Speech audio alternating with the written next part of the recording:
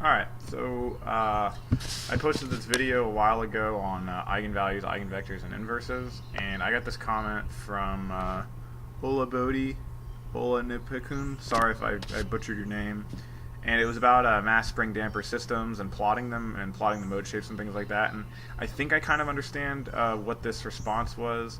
So I actually went and did like a derivation of a two-DOS system, and I haven't. Normally, I like test the code and then pre-record or test what I'm gonna do and then record it. But I'm just gonna fly by the seat of my pants here, so hopefully this will work out. But anyway, we got this two-DOS system, so mass 1, mass 2, and it's connected by 3 springs, K1, K2, K3.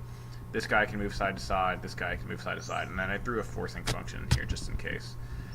Anyway, you do a free body diagram. I'm not going to go through this derivation. You use F equals ma to get the equations of motion.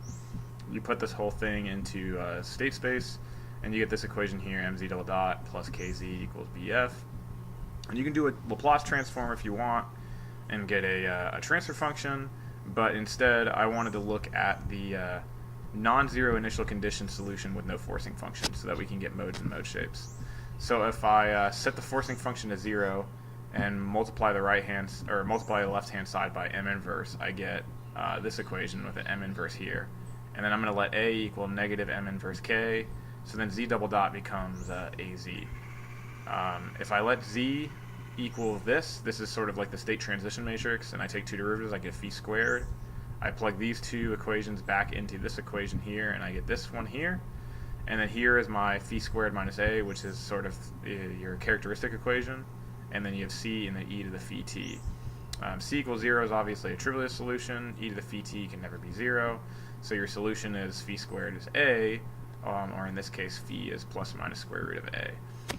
Now what I did was I did the rest of the solution assuming that phi was this positive square root of a. But when I do it in MATLAB, I'm going to include both here. So anyway, so if you plug in phi back into this equation here, you get c e to the square root of at, and then if you let a tilde equal square root of a, you get this guy, and then if you use eigenvalue decomposition, any matrix can be represented by eigenvectors times eigenvalues times the eigenvector's inverse. And then when you plug this into the exponent, it's actually a property that the eigenvectors just pop out, and then you just get the eigenvalues here. And so you just get this equation, and then you can further break this down, and I didn't want to include the derivation, but you can get a coefficient alpha 1, the eigenvector, e to the lambda 1t, which is essentially the first mode, plus alpha 2 v2 e to the lambda 2. And I only wrote down 2 modes, but there's actually 4, because remember there's a minus square root of a in here that you get. So we can do a couple things. So number 1 is we can plot each mode with respect to time. I'm curious what we're going to have to do with the real imaginary axes. We can plot v1 and v2 on a Cartesian plane. We can plot each x solution at a time. We could even plot the first mode shape of the first two masses, and then we can even do some pole zero maps here. Okay, so let's go back to our matrices here, and let's start coding. And I'm actually going to code in Octave just because I'm curious to see if it can handle this kind of stuff.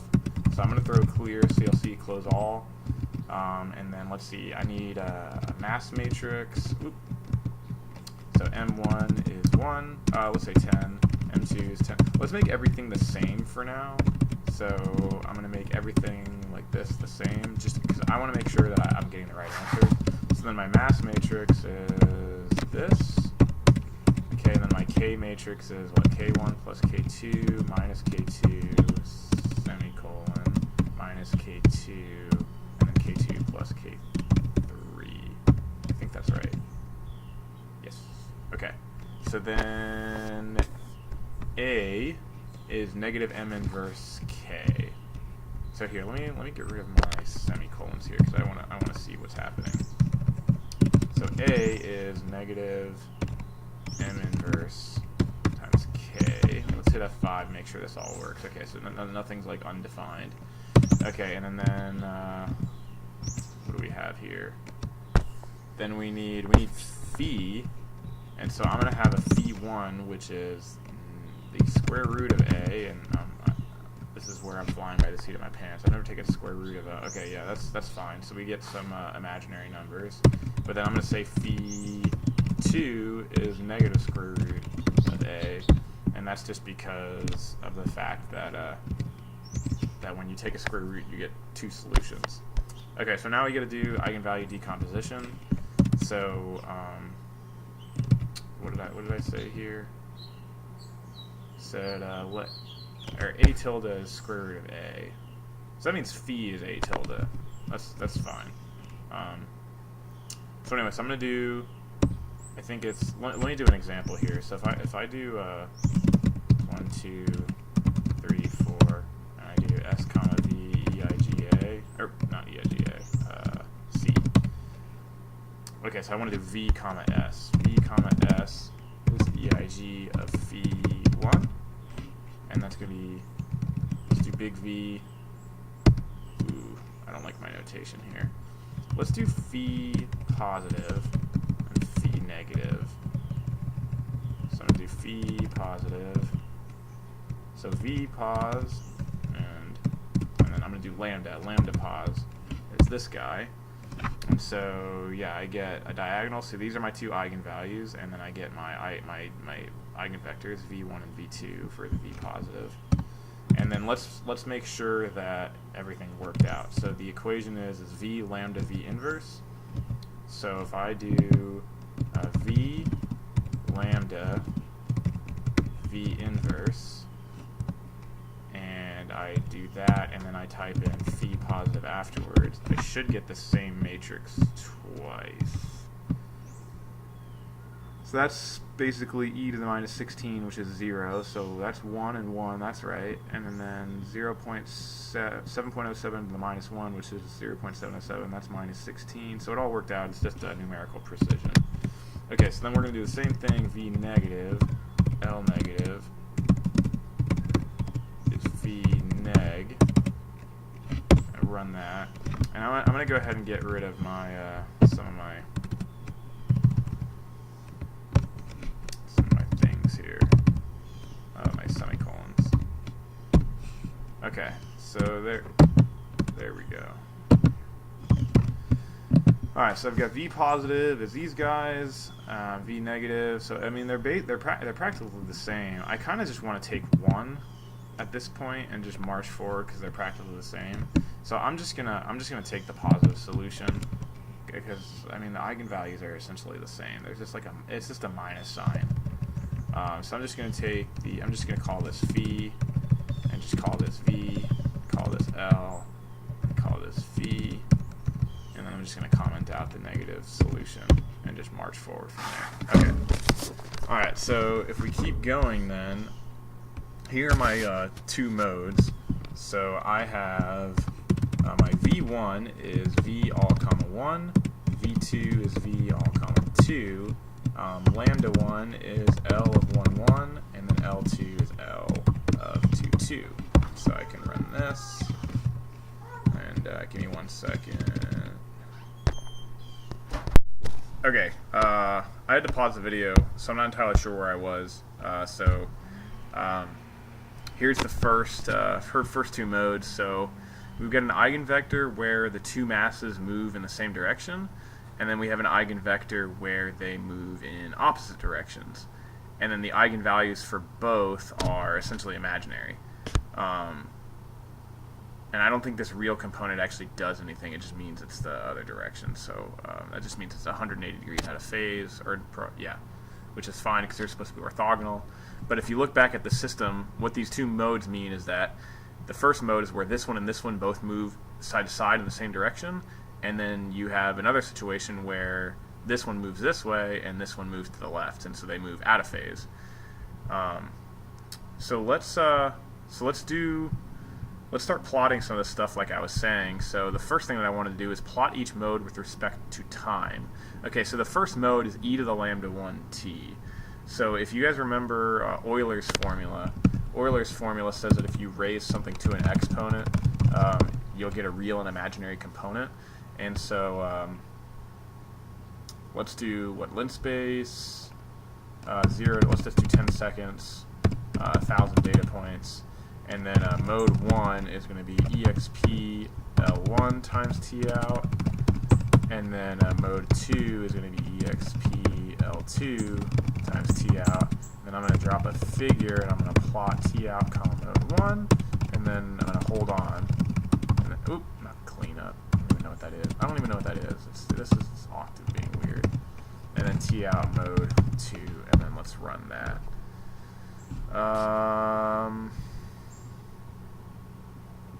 Is L1 unstable? That can't be right. That can't be right.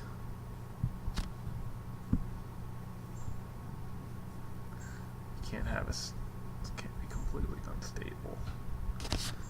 You can have a 0 mode, but this whole thing should just. All right, let me check my math here, and I'll come back. Okay, so I figured it out. So if you take a and you just do the square root of a, if you notice, the square root of my -1 is I, and the square root of 0.5 is square root of 2 over 2. So if you say phi is the square root of a, and you do phi times phi, you don't actually get the thing. If you do phi dot hat squared, you get a. So what you actually have to do is you have to raise a to the 1/2 power. And so what you get this nice plot. I'll explain the plot in a second. But what happens is that you get this phi over here, and so this is a completely different phi. So if you do phi times phi now you get exactly what a is. And then so your eigenvalues are purely imaginary, which makes complete sense because your second degree of freedom system is purely oscillatory. And your eigenvalues, or your eigenvectors, they are the same. You get one that moves in the same direction, and then one where they move opposite of each other.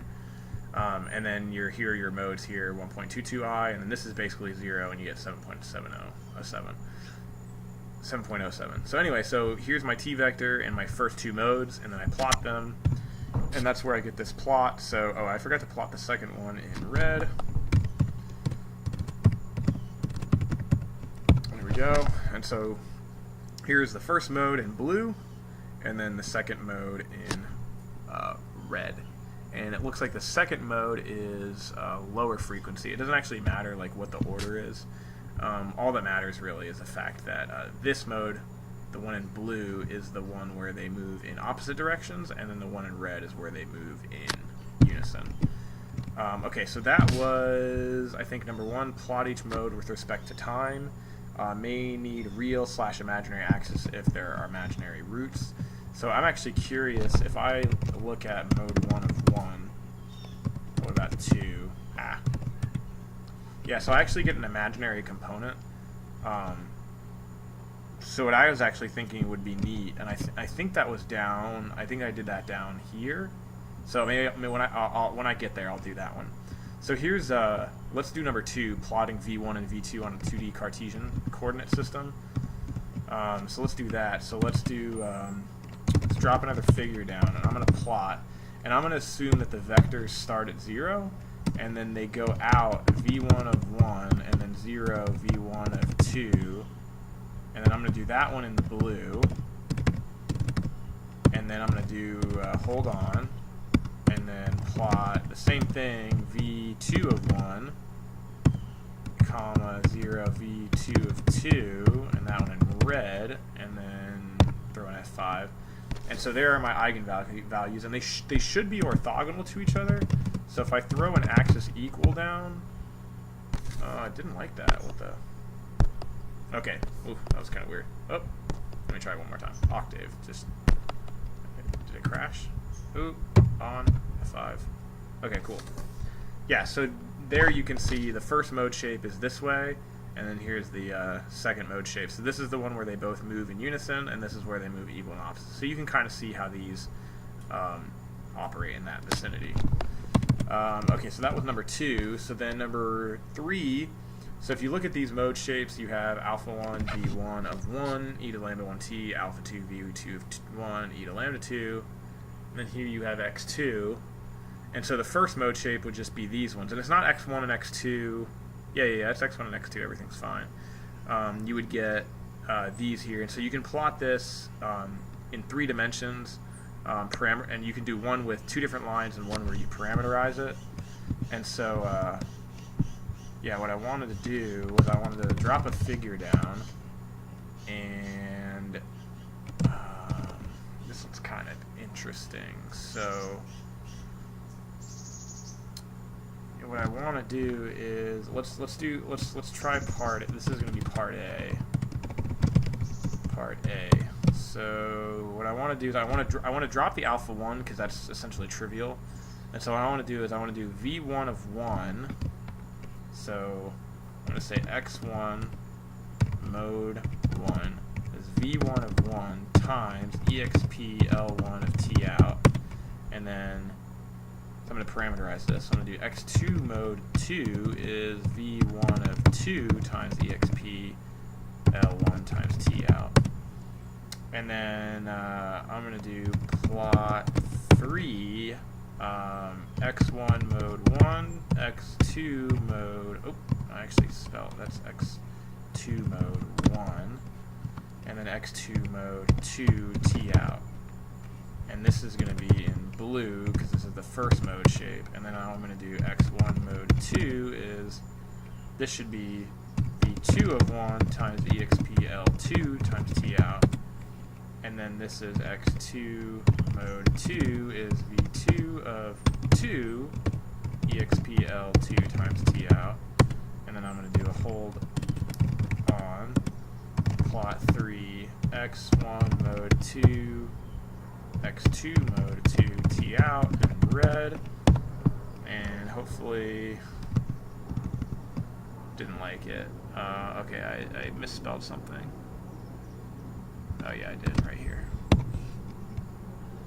Okay, yeah, this is rad.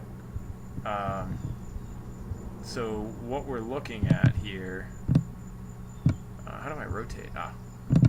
So basically what we're looking at is the, let me throw some labels down because this is kind of hard to see. X label, this is x1, Y label, this is x2, and then Z label, this is T.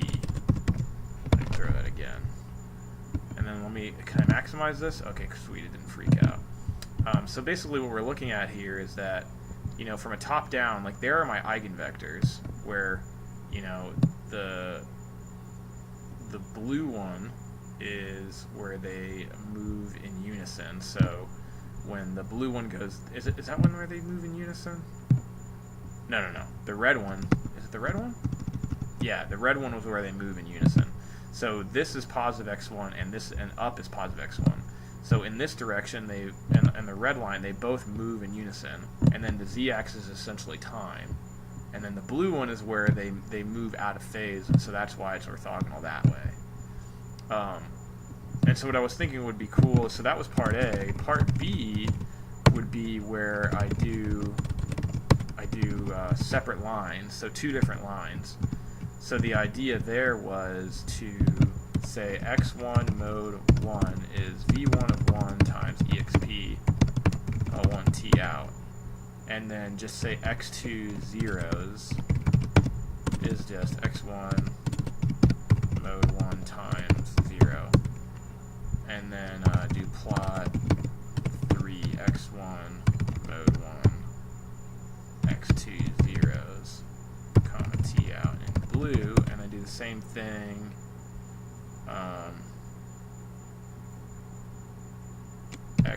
x1 mode 2. I don't actually think this is. I mean, let's just see what happens. This would be v1 of 2 expl2 times t out x2 zeros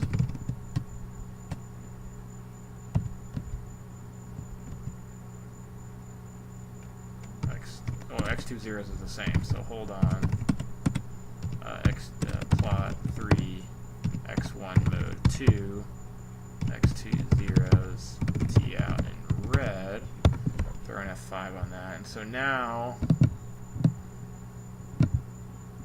yeah. See, this one isn't that interesting because it's basically the same thing that we saw before, just in 2D.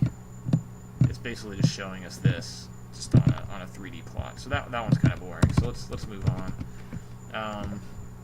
So let's see, if the roots are imaginary, we can make pole zero maps. So I'm wondering, does this thing have the PZ map? Oh, but you have to give it a system. So what I'm going to do is I'm going to do my own pole zero math. And what I'm going to do is I'm going to say figure, and I'm going to do plot. Let's see, the eigenvalues are real of L11, comma, is it real? Is it like that, real? Yeah, it's not already real. And then imag of L1, comma 1. And I'm going to do a blue X. But then I have to do the same thing because of the complex conjugate where I do the negative. And then essentially copy the same thing. And I got to throw a hold on here. And then do here 2, 2, 2, 2, 2, 2, 2, 2, and then do red X's. And if we plot that, yeah, and let's just, because this is ridiculous, let's do -1 to 1. Yeah, so there are two modes. So we've got the first mode, which I keep forgetting. Yeah, the red mode is where they move in unison, so that's a purely oscillatory mode, no real component. And then the blue one where they move opposite of each other, also purely oscillatory. And it's actually a higher frequency too.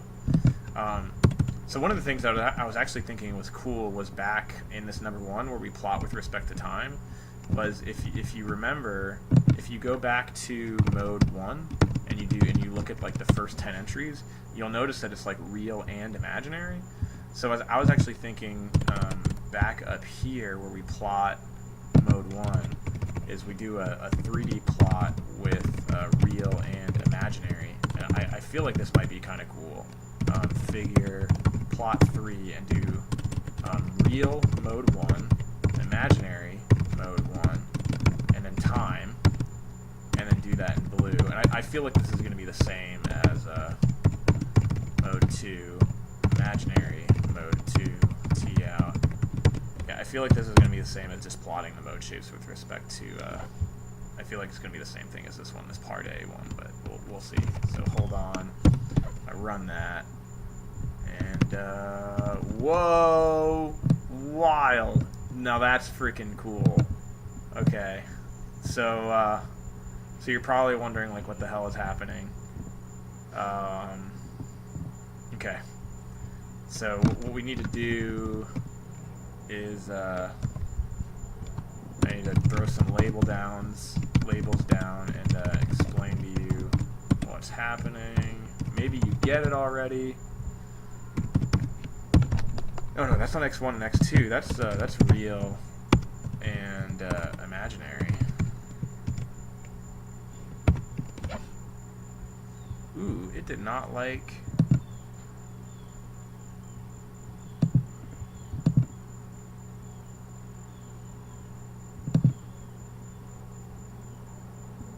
Plot 3,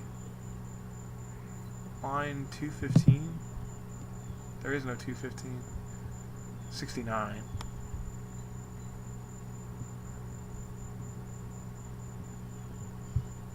What did I do?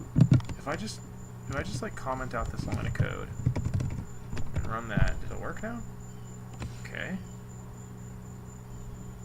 And then if I do this, does it like it? Okay. Okay, and then if I comment out this. Ah! I'm sorry, you guys. Okay. And then what about zlabel? Okay, that was a weird bug. Okay, cool. Alright, so you're not going to get bigger. Octave, you're killing me. Folks, if you ever wanted to know why you should spend money on Octave, this is why. Okay, give me 1 second here. Okay, so anyway, so what we're looking at here is when we're plotting this, these mode 1s and mode 2, mode 1 and mode 2 is just purely these modes here, and so it doesn't have anything to do with x1 or x2. So basically what happens is at the beginning, the real component is 1. And then because of Euler's formula that says that e to the I theta is a cosine and a sine, this imaginary and real component sort of spin around like this. And so what happens is that because they're at different frequencies, they go at different speeds. And so if I actually increase t out to say 20 and run this again, now when we look at this helical shape, we can see that the number of helixes, and if we look at it on one side, essentially what we're doing is looking at the imaginary component, and when we look at it on this axis, what we're looking at is the real component with respect to time. That's essentially what we're doing. So we're kind of looking at this in 3D space, where it goes around in this helix. And so this red one, if you look, the blue one has a higher frequency, and that's what's going on here. It actually makes me kind of think back to this one. Like if you look at this one, what we're doing is we're looking at x1 and x2. What would be neat is if we actually looked at if we did like a part C here, and we said, okay, let's look at figure, and let's just plot t out x1 mode 1 in blue, and then let's do a hold on, and then let's plot t out x2 mode 1, and let's do it in a dashed blue, and then let's plot t out x1 mode 2 in red, and then plot t out x2 mode 2 in red dashed. And what we should see is the two complement each other, and I feel like we do. And so you can't see, so the blue, remember the blue is where they move out of phase. So here's the blue line, so this is where the two masses move out of phase with each other. And the red one is where they move in phase with each other, so they're both moving at the same time. And in this case, these two phases that they move together, the red and the red dashed are just on top of each other, so you can't actually see them. Okay, I hope that remember, the entire reason that I answered this, or I did this entire video, was for this guy, ylabel. So I really hope that this is what you were looking for. If you request it, or actually I won't even give you the benefit of the doubt. I will make sure that I copy and paste this code into the description of this video. And if you have any questions, comments, or concerns, just let me know. All right, happy coding.